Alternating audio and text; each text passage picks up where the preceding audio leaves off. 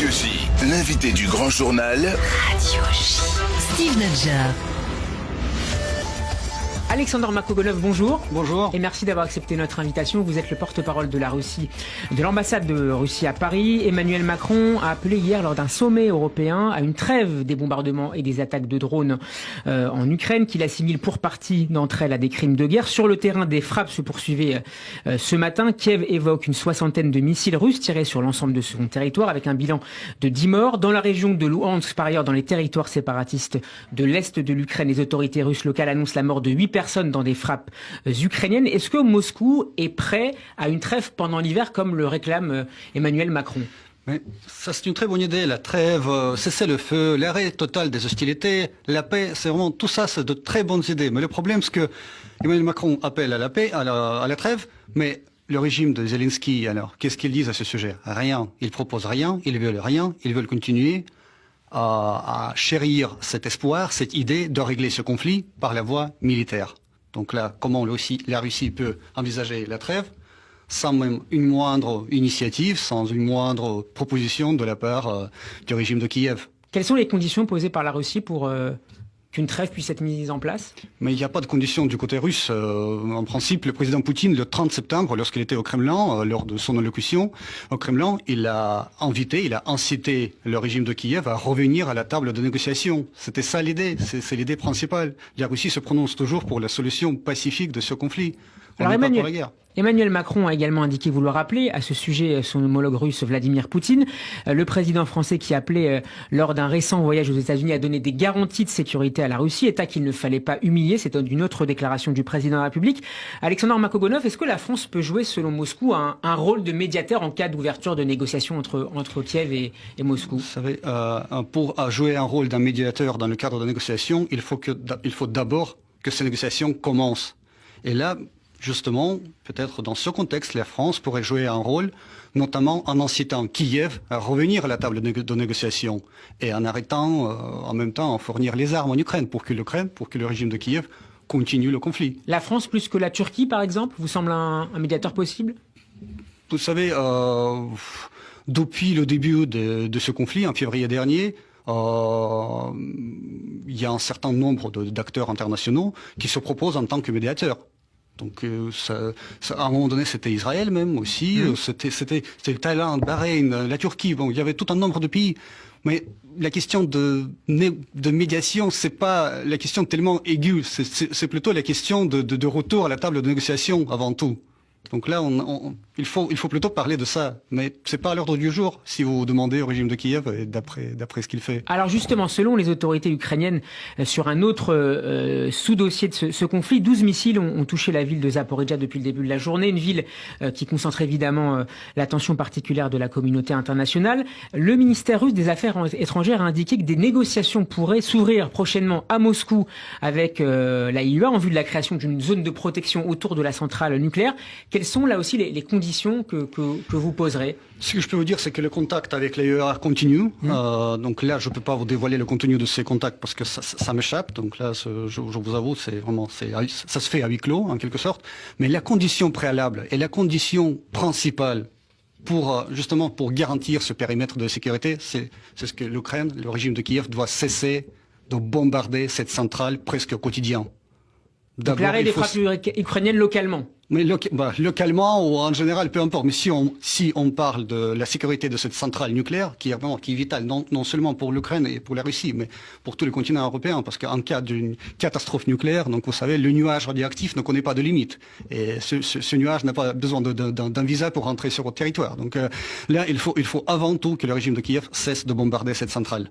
Vladimir Poutine et son homologue iranien Ibrahim Raïssi se sont rencontrés l'été dernier à l'occasion d'un des rares déplacements du président russe à l'étranger. On évoque la mise en place d'un partenariat stratégique entre les deux capitales, un rapprochement que dénonce Washington, reprochant à Moscou d'offrir à l'Iran, je cite, un niveau sans précédent de soutien militaire et technique. Certains sites spécialisés mettent en avant la possibilité de la livraison d'avions de combat russes Su-35 à la République islamique. Est-ce qu'on peut parler, Alexander Makogonov, d'un partenariat de défense défense réelle entre Russes et Iraniens, ce qui occupe évidemment notamment Israël. Vous savez, dans le cadre des relations russo-iraniennes, on parle d'un partenariat qui englobe tout un nombre de domaines tout à fait différents. Et donc là, il s'agit de deux États souverains qui développent leurs relations dans des domaines divers et en principe, nous continuons à le faire. Donc, mais la coopération stratégique militaire ne va pas malgré tout beaucoup plus loin que celle qui existait avant la guerre? On ne parle pas de l'alliance, on ne parle pas des choses vraiment qui n'existent pas. C'est la coopération normale. Quel impact ce rapprochement, ce réchauffement avec l'Iran peut-il avoir sur les relations entre Israël et la Russie, justement? Je ne suis pas un grand spécialiste des relations, vous savez, dans la région du Proche-Orient, etc. Mais en tout cas, la Russie, c'est un pays qui maintient les relations de partenariat ou d'amitié avec des partenaires internationaux. Et les relations avec un partenaire, on ne les développe pas au détriment des relations avec des autres. Nous développons les relations, vous savez, sur un pied d'égalité avec nos partenaires, respectant les intérêts les uns des autres. Israël s'intéresse forcément à la relation que les Russes peuvent entretenir avec les Iraniens, qui sont considérés comme la menace stratégique numéro 1.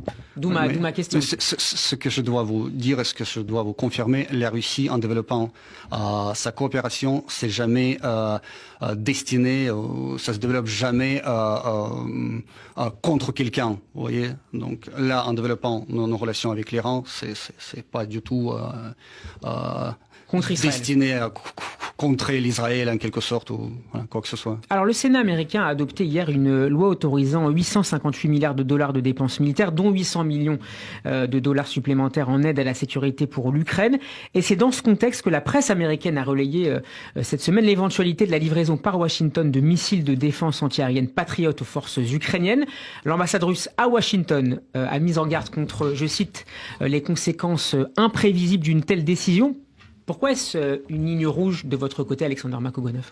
Les conséquences imprévisibles parce qu'il s'agit de nouvelles livraisons d'armes, les armes qui permettent au régime de Zelensky, au régime de Kiev, de continuer ce combat acharné de bombarder les villes russes, parce que vous savez très souvent les armements qui arrivent en Ukraine dans les mains et qui tombent dans les mains du régime de Kiev, ils ne servent pas du tout à se défendre contre le soi-disant agression russe, mais ils servent justement à bombarder les villes paisibles des régions du Donbass, des régions du sud, Kherson, Zaporijie, et de tuer des civils.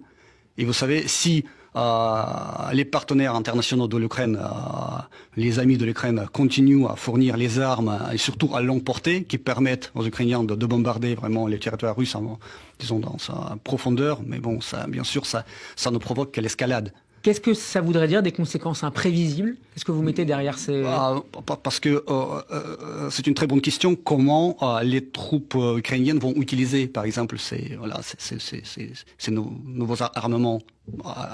Dans quel sens, pour quels objectifs? Donc là, si ça, pour continuer à bombarder les civils, une chose, si ça pour attaquer le territoire russe, autre chose. Donc là, attaquer le territoire russe, ça serait une nouvelle ligne rouge. On en a beaucoup parlé ces derniers jours. Les Ukrainiens, ils font ça déjà depuis des mois, donc en utilisant les drones, en utilisant les attentats terroristes, les actes de sabotage, etc. Il n'y a rien de nouveau. Mais bon, vous voyez, si on parle de l'escalade, c'est toujours quelque chose d'imprévisible. Je voudrais qu'on termine cet entretien avec un sujet évidemment particulièrement important pour nos auditeurs, la situation des Juifs en Russie. Ils étaient environ 165 000 avant la guerre. Depuis février dernier, au moins 32 000 ont quitté le pays pour rejoindre Israël dans le cadre de l'Alia. Hier, l'ancien grand rabbin de Moscou, démissionnaire cet été, a déclaré que la Russie de Poutine, je cite, revenait à l'Union soviétique en termes d'antisémitisme. C'est pas une petite déclaration. Est-ce que l'avenir des Juifs en Russie, Alexander Makogonov, est remis en cause aujourd'hui, alors que Vladimir Poutine était présenté depuis son arrivée au pouvoir comme plutôt un protecteur et quelqu'un qui a permis le développement de la communauté juive russe? Ce genre de déclaration porte, vous savez, un caractère plutôt provocateur parce que en Russie, ce phénomène d'antisémitisme, c'est pas quelque chose qui inquiète, parce que les Juifs en Russie, c'est comme les représentants d'autres ethnies ou d'autres religions, ils ont les mêmes droits, ils ont toute possibilité pour leur culte, pour leur culture, pour développer pour la vie normale, etc. Ils sont pas discriminés. Donc là, ces déclarations, c'est pour provoquer la réaction. La guerre n'a pas aggravé leurs conditions. La guerre n'a pas aggravé leurs conditions sur place. Mais pas du tout. Vous savez, les gens qui quittent la Russie à cause de la guerre, entre guillemets, comme vous dites, mais c'est des gens qui sont guidés soit par leurs émotions, soit des gens qui ne sont pas d'accord, c'est normal. Nous sommes dans la société avec des gens, des êtres humains qui ont chacun leur avis. Donc là, si les gens quittent la Russie, c'est leur propre choix. Peut-être ils vont revenir, on ne sait jamais, parce que vous savez, il y a des milliers, bon, on parle des milliers de Russes qui quittent la Russie, mais il y a en même temps des milliers de Russes qui reviennent. Donc là, c'est tout à fait un phénomène humain et normal. Alexandre Markogonov, merci beaucoup d'avoir été avec nous. Je rappelle que vous êtes le porte-parole de l'ambassade de Russie à Paris. On peut réécouter votre entretien en podcast sur notre site radioj.fr et en vidéo sur notre page YouTube. Bon après-midi à vous. Merci.